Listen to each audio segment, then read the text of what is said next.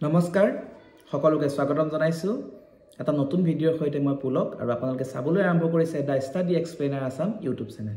পোন প্ৰথমে মই পৰিচয়টো দিব বিচাৰিছো মোৰ নাম পুলক শইকীয়া আৰু মই এগৰাকী টিচাৰ আজিৰ এই ভিডিঅ'টো তেওঁলোকৰ কাৰণে উপস্থাপন কৰিছো আৰু তেওঁলোকলৈ সুখবৰ লৈ আহিছো যিসকলে ভৱিষ্যতে এজন শিক্ষক হোৱাৰ সপোন পুহি ৰাখিছিল যিসকলে ভাবিছিল যে মই শিক্ষকতা কৰিম দেশৰ ভৱিষ্যত কৰিম এই সকলৰ কাৰণে আজি এই ভিডিঅ'টো শেষলৈকে চাব আৰু যদিহে ভিডিঅ'টো ভাল পায় এটা লাইক কৰি মোক উৎসাহিত কৰিবলৈ একেবাৰে নাপাহৰিব আপোনালোকে ইতিমধ্যে গম পাইছে যে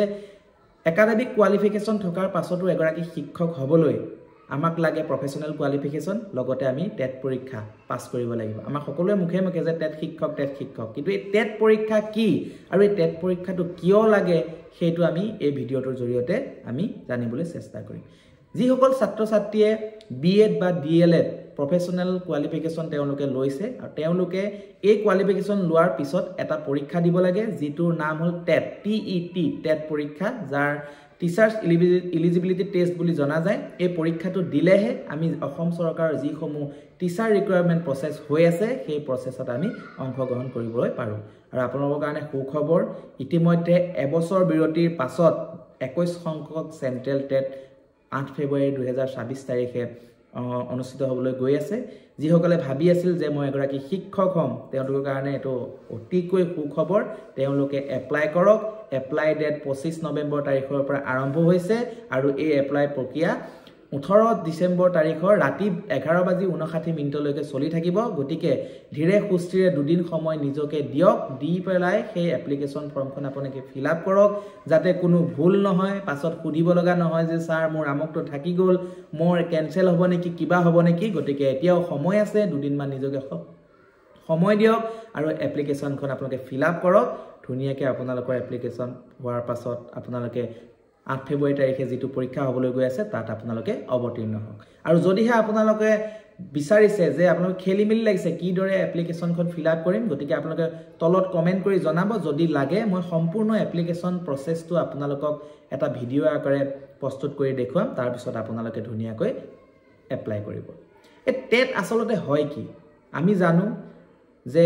এজন শিক্ষক হ'বলৈ টেট দিব লাগে টেট আসলতে হয় কি টেট হল টিচাৰ সকলৰ যোগ্যতা নিৰ্ণয়কাৰী এটা পৰীক্ষা এই পৰীক্ষাটো দুটা পৰ্যায়ত হয় এটা ৰাষ্ট্ৰীয় পৰ্যায়ত আৰু এটা ৰাজ্যিক পৰ্যায়ত আমাৰ অসম চৰকাৰে যেটো টেট পৰীক্ষা অনুষ্ঠিত কৰে হেতুক আমি আসাম টেট বুলি জানো আৰু ভাৰতবৰ্ষৰ সকলো ৰাজ্যৰ কাৰণে একে সময়তে যেটো টেট পৰীক্ষা হয় হেতুক আমি চেন্ট্ৰেল টেট বা সি টেট হিচাপে জানো কিন্তু দুখৰ বিষয় যে 2021 চনৰ পাছত আজিলৈকে অসম টেট অসমত অনুষ্ঠিত হোৱা নাই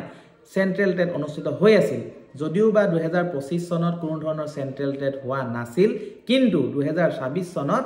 এই চেন্ট্ৰেল টেট পুনৰবাৰ হ'ব বুলি ঘোষণা ইতিমধ্যে কৰিছে আমি গম পাইছো নটিফিকেশন আউট হৈছে গতিকে সেই চেন্ট্ৰেল টেট কি হয় তাত কেনেকৈ এপ্লাই কৰিম আপোনালোকে প্ৰায় সংখ্যকে জানেই হেতু কোৱাৰ কোনো মোৰ দৰকাৰ বা প্ৰয়োজন নাই যদিও কিছুমানে নাজানে ধুনিয়াকৈ কমেন্ট কৰিব মই এপ্লিকেশন প্ৰচেছটো আপোনাক দিম বুলি কৈছো এটা এই চেন্ট্ৰেল টেট দুটা কেটাগৰীত হয় এটা পেপাৰ 1 বা পেপাৰ 2 ক্লাস 1 ৰ পৰা 5 হলে হল পেপাৰ 1 আৰু 6 ৰ পৰা 8 হলে হল পেপাৰ 2 পেপাৰ 1 বা পেপাৰ 2 কি সাবজেক্ট থাকিব পেপাৰ 1 তো 5টা সাবজেক্ট থাকিব 150 মাৰ্কছৰ পৰীক্ষা হয় সাবজেক্ট এটা প্ৰথম আপোনালোকৰ CDP child development and pedagogy তাত থাকিব 30 নম্বৰ ইভিএছ মানে আমি সকলোৱে জানো এনভায়ৰনমেন্টাল ষ্টাডি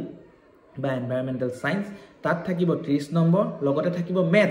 মেথছ বুলি কওঁতে আপোনালোকে ভয় খাব নালাগে ইমান ডাঙৰ অংক কৰিবলৈ নাহে যেটো আমাৰ প্ৰাইমেৰী লেভেলত প্ৰয়োজন ক্লাস 10 ষ্টেণ্ডাৰ্ডৰ আপোনালোকে মেথছ জানিলে হ'ব তাৰ 30টা কোৱেশ্চন থাকিব পেডাগজিৰ সৈতে আৰু ল্যাঙ্গুৱেজ 1ত 30 নম্বৰ আৰু ল্যাঙ্গুৱেজ 2ত 30 নম্বৰ তেনেকৈ 150 মাৰ্কছৰ পৰীক্ষা হ'ব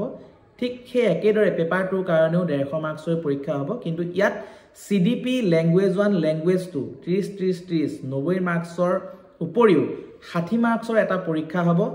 যদি আপোনালোকে অংক বা সায়েন্স বেকগ্ৰাউণ্ডৰ হয় তেনেহলে ম্যাথছ এণ্ড সায়েন্স আপোনালোকে 60 নম্বৰৰ কোৱেশ্চন এটেম্প কৰিব লাগিব আৰু যদি আপোনালোকে আৰ্টছ বেকগ্ৰাউণ্ডৰ হয় তেনেহলে আপোনালোকে সোশিয়েল সায়েন্স হিচাপে লৈ তাৰ 60টা কোৱেশ্চন আপোনালোকে এটেম্প কৰিব লাগিব আৰু আপোনালোকে জানে যে বৰ্তমান যি টিচাৰ ৰিকুৱাৰমেণ্ট প্ৰচেছ সম্পূৰ্ণ হৈ গ'ল, এপইণ্টমেণ্ট লেটাৰ ডিষ্ট্ৰিবিউশ্যন হৈ গ'ল, সেই ৰিকুৱাৰমেণ্ট প্ৰচেছত আপোনালোকৰ কাৰণে এটা বেনিফিট যে আগতে আপোনালোকে টিচাৰৰ এটা জব পাবলৈ হ'লে একাডেমিক কোৱালিফিকেশ্যন ভাল হ'ব লাগিছিল, তাত ভাল মাৰ্কছ থাকিলেহে টেট পাছ কৰিলেহে চাকৰি পাইছিল। কিন্তু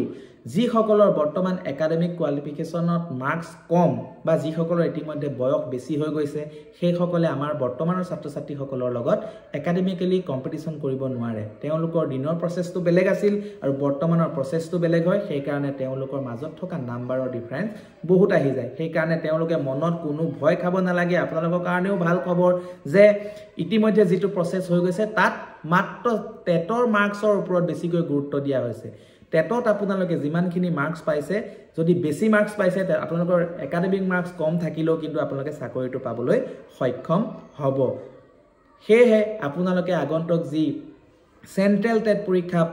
হ'বলৈ গৈ আছে তাত অৱতীৰ্ণ হওক, নিজকে ভালকৈ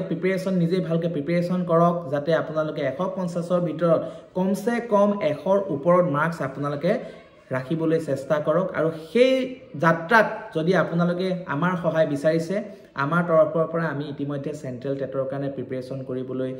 পঢ়াই আছোঁ বা আমাৰ বেটছ আৰম্ভ ইতিমধ্যে হৈ আছে। আমাৰ নতুন বেটছ ডিচেম্বৰৰ 10 তাৰিখৰ পৰা আমাৰ পাঠদান আৰম্ভ হ'ব। গতিকে আপোনালোকে বিচাৰিছে যদি আমি আপোনালোকক গাইড কৰোঁ, মই যিহেতু এগৰাকী শিক্ষক, মই কেনেকৈ টেট পৰীক্ষা পাছ কৰিলোঁ, টেটত মাৰ্কছ মই বেছিকৈ কেনেকৈ আনিলোঁ, সকলোবোৰ মোৰ অভিজ্ঞতাৰ ফালৰ পৰা আপোনালোকক মই পঢ়াবলৈ চেষ্টা কৰিম বা আমাৰ অভিজ্ঞ শিক্ষক শিক্ষয়িত্ৰী আছে সকলোৱে পঢ়াবলৈ চেষ্টা কৰিব।